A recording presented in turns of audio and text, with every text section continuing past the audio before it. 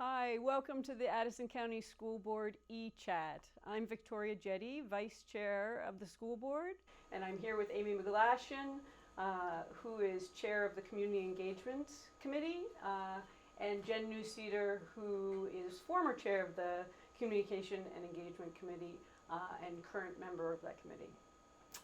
We're here today to talk about the work of your committee and how the public can stay up to date in the coming months. First, I wanted to touch on the fact that communication and engagement is one of the biggest jobs of the whole board. You all strategize and plan our outreach, but there are multiple ways every day that we have and we continue to receive feedback and analysis from our community.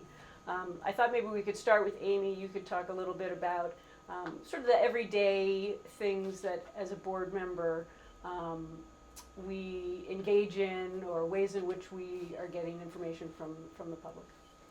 Well, and I can start by saying that that's one of actually the benefits of our Facilities Master Planning Committee is that it has engendered a really high level of engagement, so that we have community members participating in even committee meetings, let alone our board meetings, and making public comment. But beyond that, ways that we collect information or find out what people care about, other than our being in a small community and people approaching us and engaging in impromptu conversations at the post office or whatever.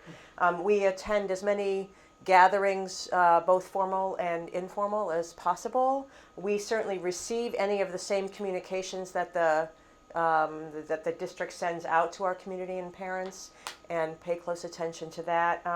We attend school events and school presentations, as student presentations, as much as possible. We made a commitment to spend time in the school during the school day at least, every school at least once a year. Ideally more than that, but at least once a year, and other days of learning or other special events. And in addition, we get regular updates both from the district but from the state, legislative updates. So we're always doing that filter of what is the policy implications for our district, and trying to be as informed as possible when our superintendent and central office engage in those kinds of conversations.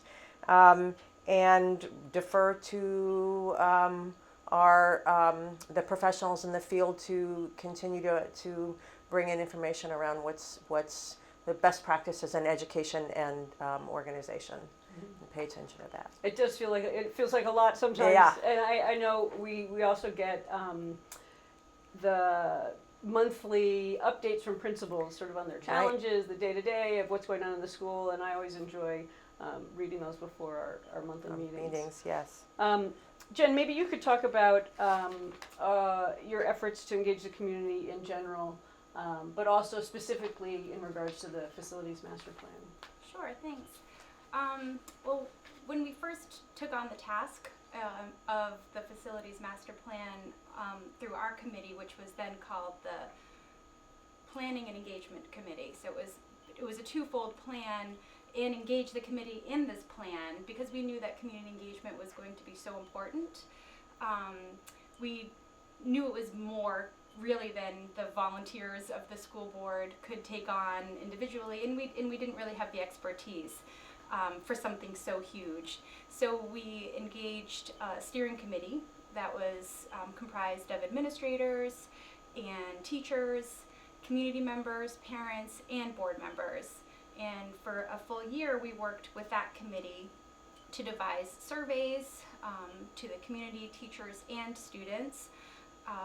We planned 2 series of 3 each community forums to explain the challenges, first off, come up with some creative solutions, and then discuss those solutions. That was sort of the first year of that big engagement work.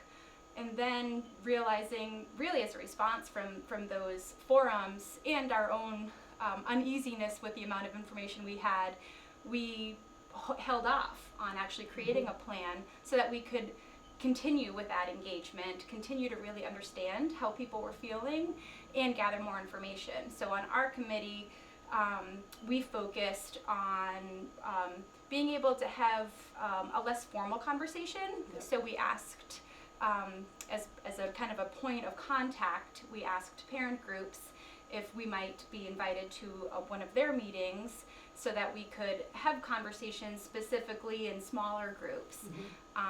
So we did that, and the board had great attendance going to those discussions. We heard a lot more questions from those, and with other questions, we developed some FAQs to put on our website to respond to some of those discussions. And as Amy mentioned, going into the schools was important. That came up a lot, that we see schools when we go to board meetings, we go on a rotating basis, but we don't see schools in action. And a lot of parents and community members had said it's different during the school day. And so we really made a concerted effort to get each of the school board members into schools. We were aware of the fact that we didn't want to cause more work for the schools, so it was less formal. We had sometimes student liaisons or a staff liaison walking us through the school, but no formal presentations, just so that we could see what happens. And we felt like those were so valuable that we wanted to continue doing that work. I'm trying to think of other engagement activities that we did. It was more presentations, I think, after the work that we did last year, and then of course COVID hit, and we had the transition of the election year, and that's when Amy came on with some renewed energy to think of some new creative solutions through this more constrained environment of engagement and communications. Which is the perfect segue to ask you, moving forward, obviously communication and engagement is going to look a little bit different, but maybe you could speak to some of the ways in which your committee is hoping to engage and gather information from the public. Yeah, the one of the first things we did was actually change the name of the committee from planning and engagement to communications and engagement, realizing that that is a really important part of our work right now, particularly in the time of COVID, and particularly since our facilities master planning process, when there's a lack of communication, people are filling in the gaps with whatever conversations, whatever rumors, whatever tidbits that they might be hearing about. And so both for clarifying communications, but also to use this what we want to make sure people understand is that we are taking our time and gathering the information in a really intentional and important way. And when it's time, when we have some solutions in front of us, that we'll re-engage in actual conversation, in the kind of fora or presentations formally. And in the meantime, now's the time to engage some of those questions that seem to come up. The independent article last week from Shoreham, many of the same concerns about transportation, about equity, about all of those issues that are not only reflective of the conversations that are happening in other communities, but that are also the same conversations were happening at the board level, and a lot of people don't know that or understand that. So that's why we changed the name of the committee, and why we're focusing then on ways to engage in both communications and engagement. So specifically, there are 3 things we're working on now, and one is I'll start with just the website. Before our board materials were just about public information. We didn't think about stakeholder engagement and it being an interactive process. So we're rethinking how we even just post any board information on the website, trying to think about it as an actual board website with links that are really easy to follow, that organize the information in a little bit, a much more user-friendly way. That's part of the impetus for these e-chats and the links that'll be easily available. So we're rethinking how to make it attractive, to make our board, so people actually want to come and read about what we're doing and make our work seem exciting. Right. The second is doing these e-chats, and the 3 that we're doing this week are just the beginning. We really want to do a lot more about what actually is possible educationally, about what we're excited about, not just the background to what brings us to this moment.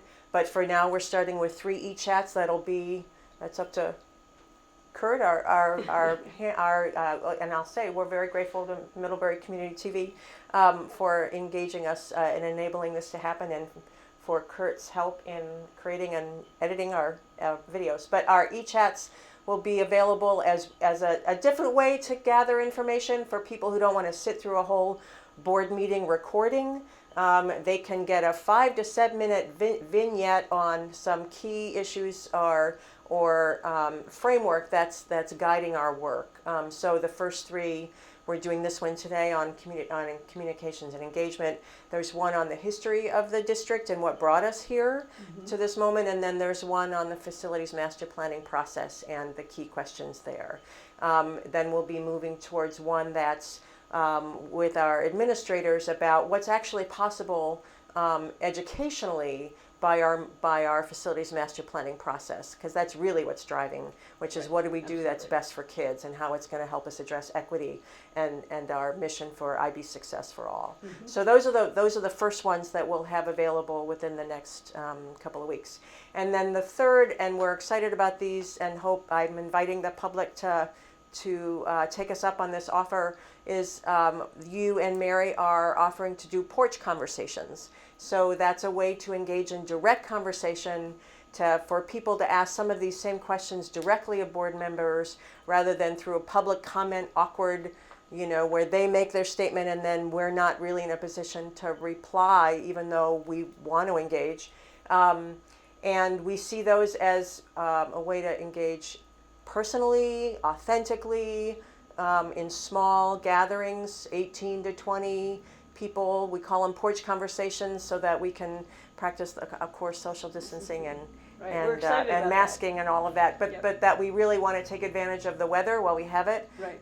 And then maybe later in the season we'll move more towards virtual, recognizing the limitations. But we really want people to take us up on our offer to invite you and Mary for a conversation. So those are the 3 things we're focused on at the moment. Great. Yeah. Thank you. And being cognizant of the fact that you said 5 to 7 minutes, I have one more question, which is this is a new platform for us. What is the message that you're hoping those who are tuning into this are going to take away from this? You want to start and then I'll. Sure. I guess I would want folks to know that we are hearing you, that although it may not seem like maybe your specific question or suggestion has been maybe come to fruition, that we are hearing and changing and considering your feedback and your concerns with every decision that we come across. In that the community feedback is one really important factor amongst many other factors that we're considering when we go through this process specifically, but all of the decisions and responsibilities that we as board members need to consider at each meeting. Thank you. And we encourage people to continue to engage us through our meetings. We often get emails throughout the week from people, and it sometimes is as small a suggestion as can we reconfigure how we do our board meetings so that we can actually see so that the participants can actually see each other in addition to board members, Right. or helping us think through, when my link to my Zoom meeting doesn't actually work, that sends the wrong message to community. And I'm really appreciative of that feedback. And I'm like, my inability shouldn't be a hindrance We agree. to community engagement. So to say to community, continue to push us. We are well aware that we are a very public forum and appreciate participation at every level. But we really hope that the porch conversations will be another way to engage. Great. Yeah. Thank you, Amy. Thank you. Thank you, Jen. Thank you. Thank you for tuning in.